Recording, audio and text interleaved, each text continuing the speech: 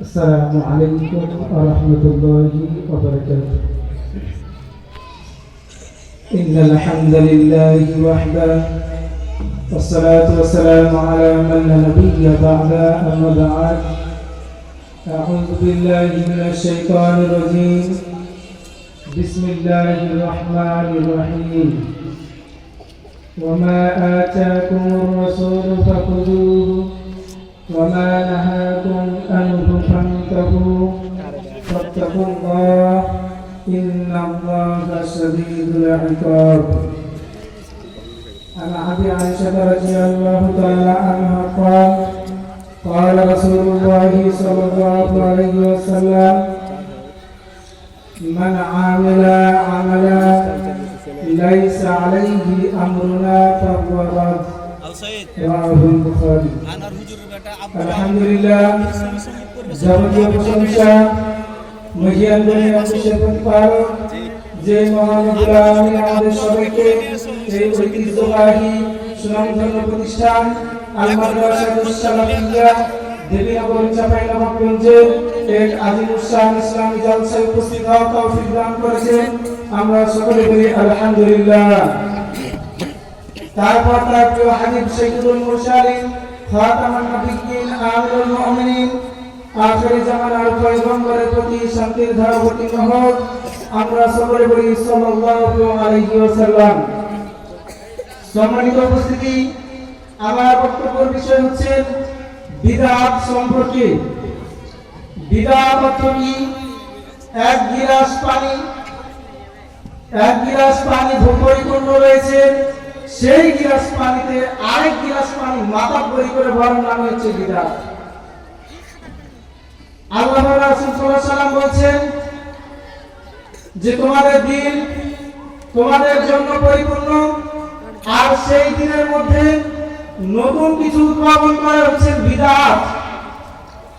আর রাসূল সাল্লাল্লাহু আলাইহি ওয়াসাল্লাম বলেছেন দুনিয়াতে দুইটি পাপ আছে, এমন পাপ যার নিজস্ব শক্তি আছে। যেমন আপনাকে দেখায়, আপনি জেনা করবেন, আল্লাহর কাছে ক্ষমা চাইবেন, আল্লাহ ক্ষমা করে দিবে, কিন্তু তার কোনো নিজস্ব কোনো শক্তি নেই। কিন্তু দুনিয়াতে দুইটি পাপ আছে যাদের নিজস্ব ক্ষমতা আছে, তারা নিজেরাই শক্তিধর। তার মধ্যে একটি হচ্ছে শিরক, যা পূর্বের সমস্ত নেকিকে বাদ করে দেয়। আরেকটি হচ্ছে বিদআত, যা মানুষের ফরজ নফল ইবাদত কবুল হয় না। তাদের নিজস্ব পাওয়ার আছে। আর আমাদের বর্তমান সমাজে এই বিদআত জাহির হয়ে পড়েছে, সমাজে ছড়িয়ে পড়েছে। এই বিদআত কি জিনিস সেটা আপনাদেরকে আমি বুঝাবো ইনশাআল্লাহ। আয়েশা রাদিয়াল্লাহু তাআলা হতে বর্ণনা করে তিনি বলেন রাসূল সাল্লাল্লাহু আলাইহি ওয়াসাল্লাম বলেছেন মান আমিলা আমালা, যে ব্যক্তি এমন আমল করলো লাইসা আলাইহি আমরুনা, যার ব্যাপারে আমার কোনো নির্দেশনা নেই, আমার কোনো হাদিস বর্ণনা নেই, আমার কোনো আদেশ নির্দেশ নেই, তাহলে বাতিল করে দাও। এইবার দেখেন আপনাকে আমি বিদআত কি জিনিস কোনগুলো আপনাকে আমি বুঝাচ্ছি। দেখেন আমাদের বর্তমান সমাজে বিদআত রয়েছে অনেকগুলা। তার মধ্যে একটি বিদআত হচ্ছে যা আমাদের বর্তমান সমাজে প্রচলিত আছে হুজুরদের মাঝে। সেটা কি? কোরআন তেলাওয়াত শেষে বলে সাদাকাল্লাহুল আযীম। আমরা সাধারণত জানি, অনেক আলেম ওলামা মুহাদ্দিস বলেন সাদাকাল্লাহুল আযীম এর অর্থ হচ্ছে আল্লাহর সব কথাই সত্য। আমরা যে কোরআন তেলাওয়াত করছি, কোরআন তেলাওয়াত শেষে বলতেছি সাদাকাল্লাহুল আযীম, আল্লাহর সব কথাই সত্য। এটা তো ভালো দোয়া, তাহলে কেন বিদআত হলো? তো হুজুরকে এখন যুক্তি দেন যে ভালো দোয়া তাই যে চলবে সেটা তো না। আমরা সবাই জানি যে স্ত্রী কথাটা যতটুকু দাম আছে তার চেয়ে হাজার হাজার গুণ বেশি দাম হচ্ছে মা কথাটি, আছে না? সব করতে বেশি দাম হচ্ছে মা কথা। এত মধুমাখার একটি কথা, তার নাম হচ্ছে মা। তাহলে আমরা জানছি যে স্ত্রীর চাইতে উত্তম হচ্ছে মা, তাহলে আমরা স্ত্রীকে কি মা বলে ডাকবো? মাটা তো ভালো শব্দ, এটা তো ভালো। আচ্ছা, এদিকে গেল আরেকটা দেখেন, আমরা যে বাথরুমে যাওয়ার দোয়াটা করি, তো বাথরুমে যাওয়ার দোয়া সব করতে বেশি ভালো না কোরআনের মধ্যে শ্রেষ্ঠ আয়াত আয়াতুল কুরসি সব করতে ভালো? তো আয়াতুল কুরসি সব করতে ভালো হয় তো বাথরুমে যাওয়ার সময় তারা আয়াতুল কুরসি করে ঢুকতে হবে, তো দোয়াটা ভালো। কিন্তু সব চলে না। রাসূল সাল্লাল্লাহু আলাইহি ওয়াসাল্লাম বলেছেন, মান আহাদাসা ফি আমরিনা হাযা মা লাইসা ফাহুয়া, যারা আমার দ্বীনের মধ্যে নতুন কিছু উদ্ভাবন করলো তা তোমরা বাতিল করে দাও।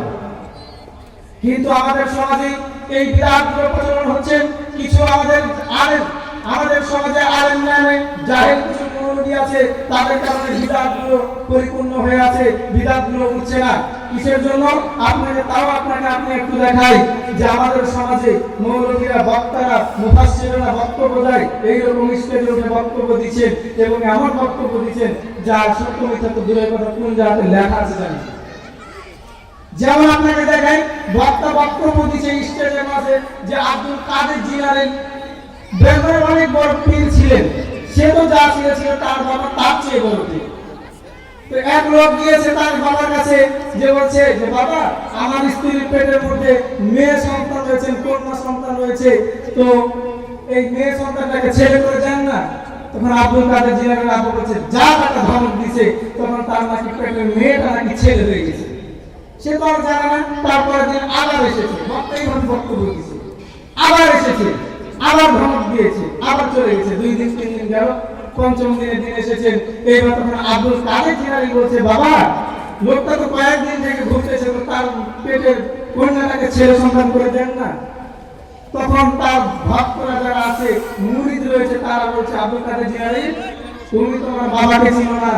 তোমার বাবা যে কয়বার ধমক দিয়েছে, সে কয়বার পেটের মধ্যে কন্যা থেকে ছেলে হয়েছে, ছেলে থেকে মেয়ে হয়েছে, এইরকমই আছে। আর একবার যদি ধমক দেয়, তাহলে পৃথিবীর সব মেয়ে ছেলে হয়ে যাবে। শ্রোতা বলছে সুবহানাল্লাহ। মানে বক্তাও গাঁজা খেয়ে এসেছে, শ্রোতাও গাঁজা খেয়ে বসে। পৃথিবীতে তাদের জন্য এইরকম আলেম থাকার কারণে এই বিদআত পরিচালনা হয়ে যাচ্ছে। এবং আমাদের সমাজে এমন বিদআত রয়েছে যা উঠানো অসম্ভব। তার মধ্যে একটি হচ্ছেন আমাদের হানাফি মাযহাবে শুরু আছে জুমার দিন 2টা আযান দেওয়া। জুমার দিন 2টা আযান দেয়। তারা বলে ওসমান রাদিয়াল্লাহু তাআলা আনহু 2টা আযান চালু করেছিলেন। জি, 2টা আযান তিনি চালু করেছিলেন তার খেলাফতের সময়। তবে তার খেলাফতের প্রথম সময়ে এই 2 আযান চালু হয়নি। শেষের দিকে জনসংখ্যা বেড়ে গেল এবং মানুষকে আযানের জন্য ডাকার জন্য 2টা আযান দেওয়া হলো। একটা আযান দেওয়া হয়েছিল জাওরা নামক স্থান বাজারে। কোথায় দেওয়া হয়েছিল? জাওরা নামক স্থান বাজারে। আর দ্বিতীয় আযান দিয়েছিলেন যখন খতিব সাহেব জুমার জন্য প্রস্তুতি নিচ্ছিলেন মসজিদের মধ্যে। তাহলে মসজিদের মধ্যে হাদিস দ্বারা স্পষ্ট হয়েছে একটা আযান মসজিদে হয়েছে, আরেকটা হচ্ছে জাওরা নামক স্থান বাজারে। কিন্তু এই মৌলবী, এই বিদআতি মারহাম আলেমরা ওই বাজার থেকে জাওরা নামক স্থান বাজার থেকে টানতে নিয়েছে 2 আযানকে মসজিদের মধ্যে ভরে দিয়েছে। এই জাহেল সমাজে থাকার কারণে বিদআত উঠানো যাচ্ছে না। শুধু তাই নয়, এই হাদিস আয়নার মতো করে দেওয়া আছে বুখারীতে যে আল্লাহ উসমান রাদিয়াল্লাহু তাআলা একটাই মসজিদের মধ্যে আযান দিয়েছে, কিন্তু কানা মুফতি, বোবা মুফতি, এই প্রতিবন্ধী শয়তান, হাদিসগুলো দেখো তুমি, আয়নার মতো করে দেখা যায় বুখারী শরীফে। শুধু তাই নয়, আমাদের এই যে প্রচলন আছে সম্মিলিত মুনাজাত তো আমরা জানি চাওয়া, আল্লাহর কাছে প্রার্থনা করা, দোয়া করা।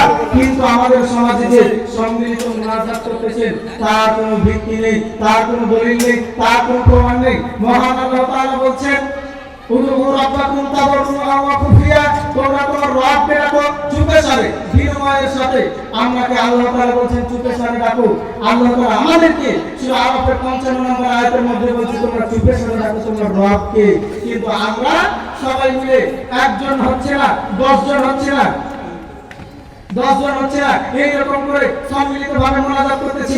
আল্লাহ তাআলা বলেন চুপে সারে করো, আমরা বলছি জোরে, মুখে হয় না সাউন্ড বক্স লাগাচ্ছি, সাউন্ড বক্সে না ওপেন মাইক লাগাচ্ছি, এইরকম করে আমাদের মুনাজাত চলতেছে। তারপরে বলতেছেন যে ইন্নাহু লা ইউহিব্বুল মুআতাদিন, নিশ্চয় আমি সীমা লঙ্ঘনকারীকে পছন্দ করি না।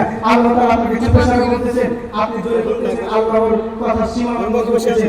আল্লাহ আপনাকে পছন্দই করেন না, তো আপনি একাই করেন কি, আর 10 জন মিলে করেন কি, আর গোটা বিশ্ব মিলে করে কিছু লাভ হবে না। তাই বলছি আমাদের সমাজে যত বিদআত রয়েছে। এবং আরেকটি আয়াত আমি তেলাওয়াত করেছিলাম, ওই আয়াতটা ব্যাখ্যা দিচ্ছি।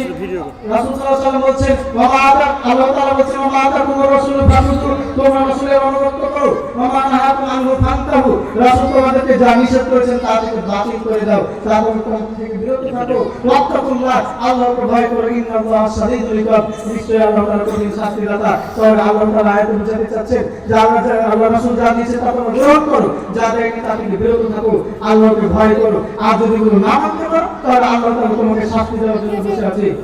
সম্মানিত উপস্থিতি, আমাদের সবাইকে আমরা অবগত আছি যে আমাদের সমাজে বিদআত পরিপূর্ণ হয়ে গেছে। বিদআতে পরিপূর্ণ সমাজ, আমাদেরকে বিদআত মুক্ত থাকতে হবে, শিরক মুক্ত থাকতে হবে।